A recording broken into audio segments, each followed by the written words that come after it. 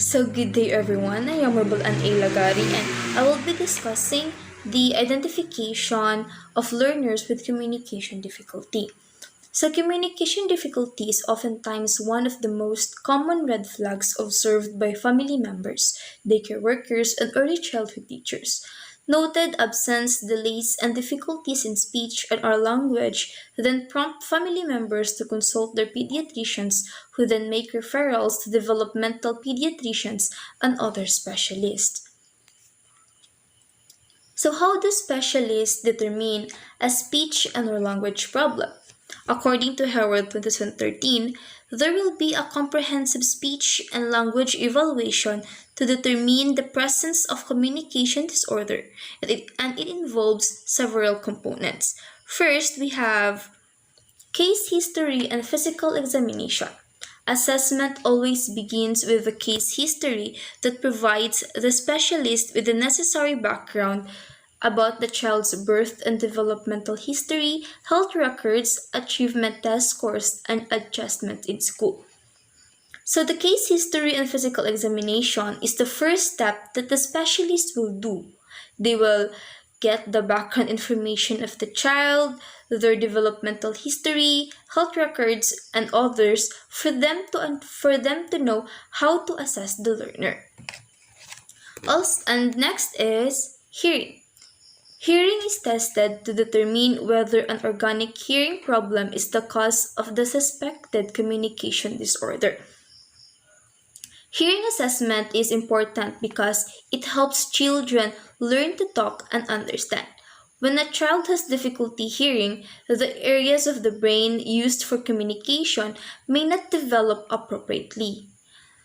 Also, if you know a child ages 1 to 3 and still cannot talk or communicate to other people, try to call out their names. And if the child will look to you, that just means that communication skills of the child is just delayed. So, there are really instances nga malate ra ang development sa communication skills sa child.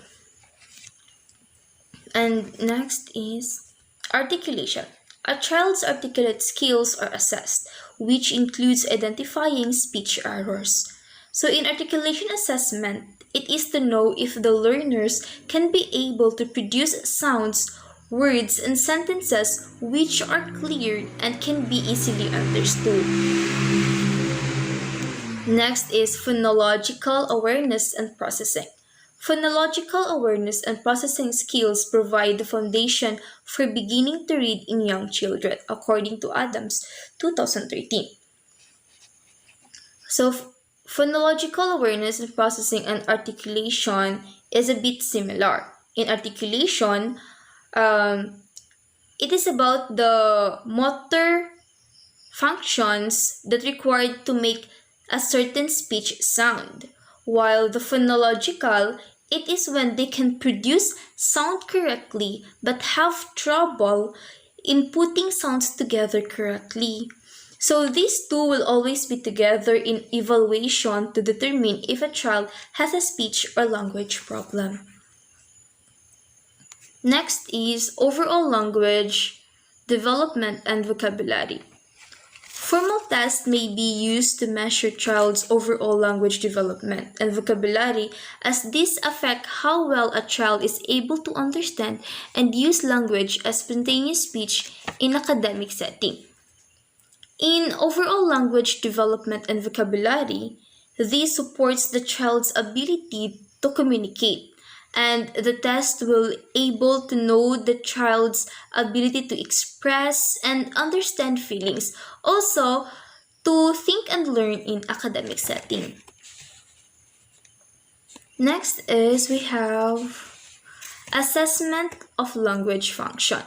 Language is used to serve several functions such as to request, name, imitate, and converse, among others. In assessment of language function, it requires all language modalities: the auditory, verbal expression, reading and writing, as well as cognitive and motor skills. Also, the test allows you to observe multiple cognitive processes. And lastly, we have language samples and observation in natural settings. Language difficulties may be identified through play-based, authentic assessment. A specialist plays with the child during the spontaneous speech and verbalizations can be elicited. So, this observation is a qualitative method where they record the behaviors in real world settings. And by that, they can track the language development in a child's natural environment. So, those were the assessment or evaluation that the specialist will do to determine a speech and or language problem. So specialist is really a big help for us. We really need a specialist to determine or assess the learner and also for us to be aware and will know what to do for what's right for them.